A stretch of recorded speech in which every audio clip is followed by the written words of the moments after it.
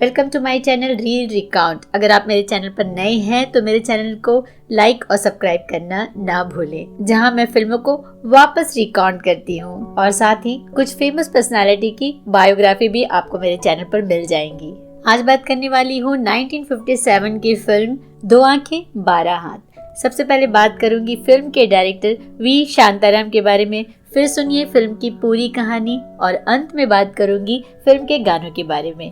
तो शुरुआत करती हूँ फर्स्ट टॉपिक से। 1957 का साल एक हिस्ट्री बना था। नया दौर, प्यासा, मदर इंडिया जैसी फिल्में बनी थी उस साल, और उसी साल बनी दो आंखें 12 हाथ। वी शांताराम की डायरेक्शन और रिटन बाय जी.डी. मडगुलकर। फिल्म की कहानी एक रियल कहानी से इंस्पायर थी। मॉरिस फ्राइडमैन ने एक एक्सपेरिमेंट किया था जिस पर ही ये फिल्म बनी, पर उन्होंने फिल्म में अपना नाम या क्रेडिट लेने से इनकार कर दिया। यहाँ तक कहा कि अगर उनका नाम कहीं भी आया तो वो शांताराम को कोर्ट तक खींच ले जाएंगे।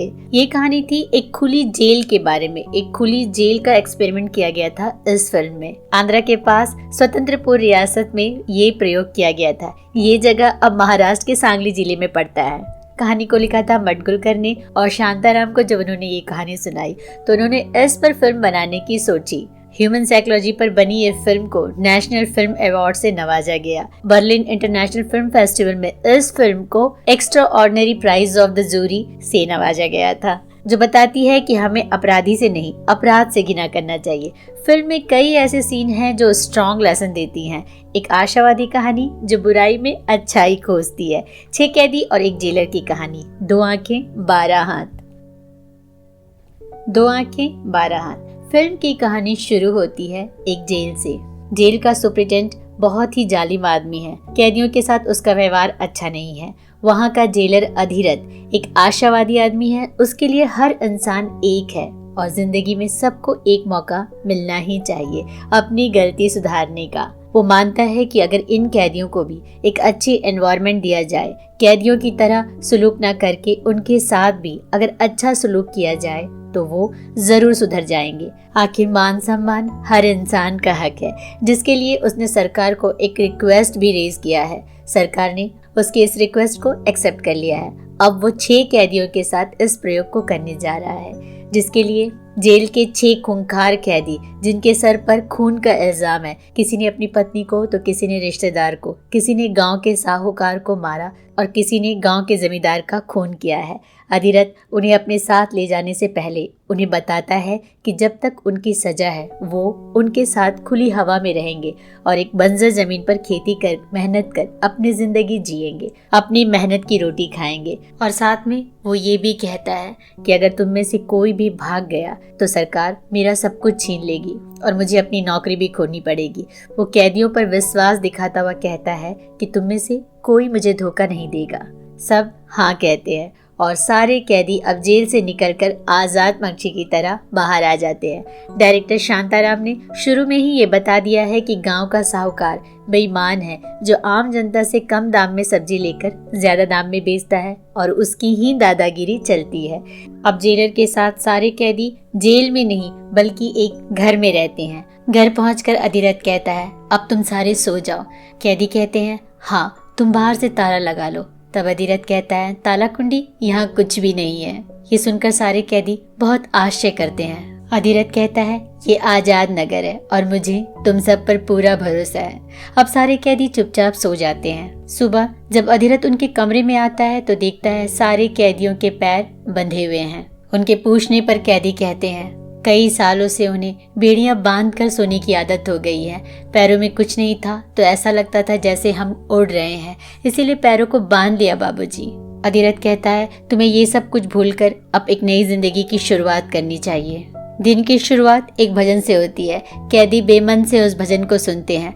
अधिरथ उन सब से उनका नाम पूछता है तो सारे कैदी अपने हाथ की छाप वहाँ देते हैं और कहते हैं कि जब हम भाग जाएंगे तो यही तुम्हारे काम आने वाला है। अधिरथ के फिर भी पूछने पर कैदी कहते हैं कि उनका नाम 326 है। फिल्म में इन छोटी छोटी बातों से ये दिखाया गया है कि कैसे अधिरथ, कैसे जेलर उन कैदियों को उनकी पहचान लौटाता है। वो कैदी जिन्हें लोग आज तक सिर्फ नंबर से पुकारते हैं, ये नंबर उन्हें याद दिलाती है कि वो कैदी हैं, अपराधी हैं, पर अधिरथ कहता है नहीं, तुम सबसे पहले इंसान हो और तुम्हारा एक नाम है। अब सारे लोग खेत पहुंचते हैं। अधिरथ सबको वही हथियार काम करने को देता है जिस हथियार से उन्होंने कभी किसी का खून किया था। उन हथियारों को देखकर सारे कैदियों को अपनी पुरानी बातें याद आती है, अपना गुस्सा याद आता है और सारे कैदी अपना भड़ास और गुस्सा वहां निकालने लगते हैं। अधिरथ खुद भी उनके साथ खेतों में काम करता है, उनके लिए खाना बनाता है। खाना शुरू करने से पहले वो उन्हें प्रार्थना करना सिखाता है। सारे कैदियों को इन बातों से कोई लेना देना नहीं। प्रार्थना खत्म होते ही वो खाने पर टूट पड़ते हैं। इन सारी बातों के जरिए ये बताया गया है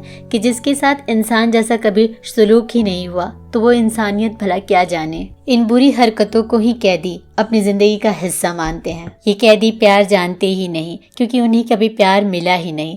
अधिरथ वही प्यार उन्हें लौटाना चाहता है। अधिरथ बाप की तरह उन्हें प्यार करता है, उनका केयर करता है। इन्हीं में से एक कैदी किशन, जिसने अपनी पत्नी का खून किया है, उसकी 2 बच्चे और एक बूढ़ी माँ है। चूंकि अधिरथ ने कभी उससे वादा किया था कि वो उसके बच्चों से उन्हें जरूर मिलाएगा, तो अधिरथ उन बच्चों को लेकर उसके पास आता है। अपनी बूढ़ी माँ और 2 बच्चे को देखकर किशन फूट फूट कर रोने लगता है। बूढ़ी माँ कहती है, मैं तो बूढ़ी हो चली हूँ, इस बच्चों की जिम्मेदारी अब नहीं संभाल सकती। तुम इन बच्चों को अपने पास क्यों नहीं रखते? वैसे भी गांव वाले इन बच्चों को अपने जूते के पास तक भटकने नहीं देते। इन्हें खूनी के बच्चे कहकर पुकारते हैं, के साथ बहुत बुरा सलूक करते हैं। ये सुनकर अधिरथ रोने लगता है और वो उन बच्चों को अपने पास रखने की परमिशन दे देता है। गांव में एक खिलौने बेचने वाली है चंपा, जो उन बच्चों को बहुत प्यार करती है, माँ की तरह।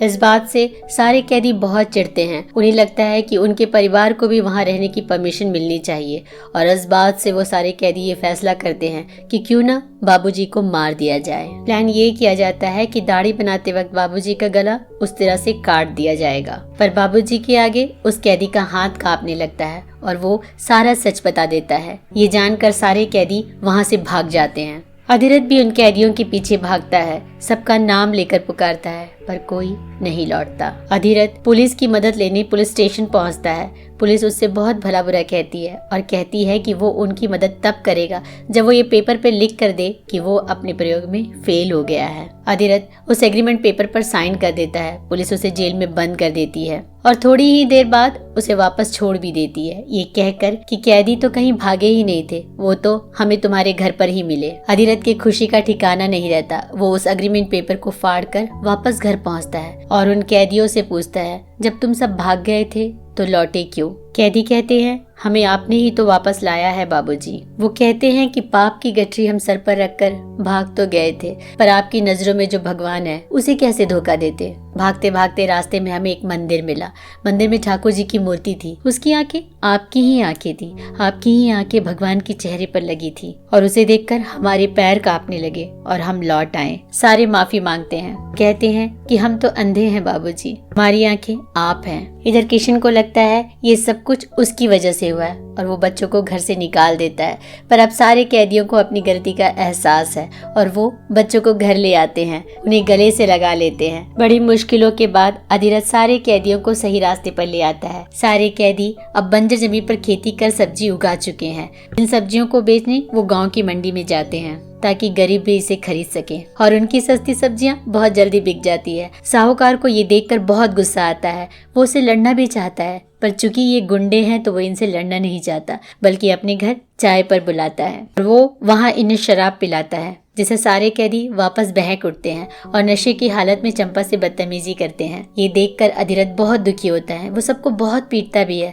सोचता है मेरा प्रयोग असफल रहा। पर चंपा सबकी गलतफहमी दूर करती है और बाबूजी से कहती है कि इन्हें एक और मौका दिया जाए। सारे कैदी माफी मांगते हैं। अगले हफ्ते फिर से सारे कैदी सब्जी बेचने गाँव की मंडी में जाते हैं। सारे ये वादा करते हैं कि वो ऐसा कुछ भी नहीं करेंगे जिससे बाबूजी का विश्वास टूटे। उनकी सस्ती सब्जी बिकता देख जमींदार के गुंडे उन्हें पीटने लगते हैं। इस बार सारे कैदी मार खाते हैं, पर जैसा कि उन्होंने वादा किया था वो हाथ नहीं उठाते। तभी बीच में चंपा आ जाती है और उन सारे कैदियों को गांव वालों के साथ मिलकर बचाती है और बेहोश कैदियों को गाड़ी में डालकर घर ले आती है। अधिरथ को ये पता चलता है कि कैदियों ने मार खाकर भी हाथ नहीं उठाया, तो सबको गले से लगा लेता है। कहता है मेरा प्रयोग सफल रहा। तभी वहाँ गुंडे बहुत सारे जानवरों को उनके घर पर छोड़ देता है। अधिरथ सारे कैदियों को सांड से बचाने की कोशिश करता है। सांड से लड़ते लड़ते वो पूरी तरह से घायल हो जाता है और अपनी जान गंवा बैठता है। चंपा, जो बाबूजी को मन ही मन अपना सुहाग मानती थी,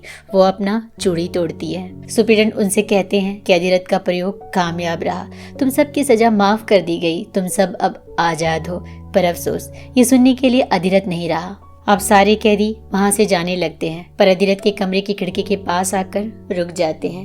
कहते हैं, अब तक जो आंखें इन खिड़कियों से हमें झांका करती थी, अब वही आंखें उन बादलों से हमें झांक रही हैं। और सारे ये फैसला करते हैं कि वो अब कहीं नहीं जाएंगे, यहीं रहेंगे बाबूजी के पास और बाबूजी के बताए हुए रास्ते पर चलेंगे। सारे अपने हाथ आसमान की तरफ उठाते हैं और आसमान से झांकती अधिरथ की 2 आंखें, जो हमेशा उनका पीछा करती हैं, जो आंखें उन्हें सही रास्ता दिखाती है। और सारे कैदी वहीं उस घर में रहने लगते हैं बाबूजी के साथ। यही थी फिल्म की कहानी 2 आंखें 12 हाथ। बेहद ही खूबसूरत फिल्म। हम इंसान, ह्यूमन बीइंग, अपनी पहचान के साथ ही तो जीते हैं। हमारी पहचान ही बताती है कि हम अच्छे हैं या बुरे इंसान। सम्मान पाना हमारा हक है या समाज ने हमें ठुकरा दिया है।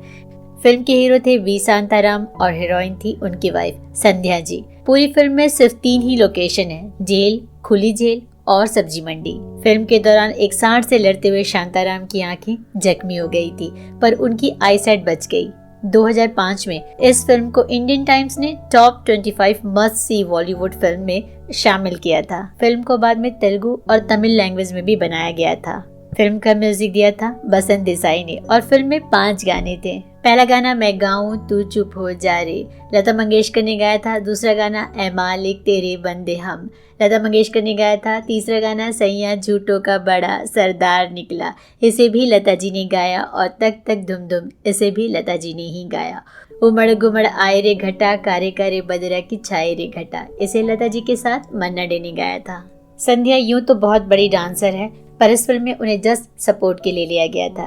लता जी का गाया गाना मैं गाऊं तू चुप हो जा, मैं जागूं रे तू सो जा, मन को मोह लेती है। यूं तो फिल्म बहुत अच्छी थी, पर एक और वजह से इस फिल्म को याद करेंगे हम। वो था लता जी का गाया गाना और भरत व्यास की लिखी राइटिंग। ऐ मालिक तेरे बंदे हम, ऐसे हो हमारे करम, नेकी पर चले और बदी से बचे, ताकि हंसते हुए निकले दम। इस खूबसूरत भजन की वजह से इस फिल्म को हमेशा याद करेंगे हम। और इस गाने के बोल तो लाजवाब हैं। गाने में जिंदगी की खूबसूरत सीख को बताई गई है। कहने की जरूरत नहीं कि फिल्म को क्यों देखें, वैसे भी टाइम्स इंडिया ने तो रिकमेंड किया ही है।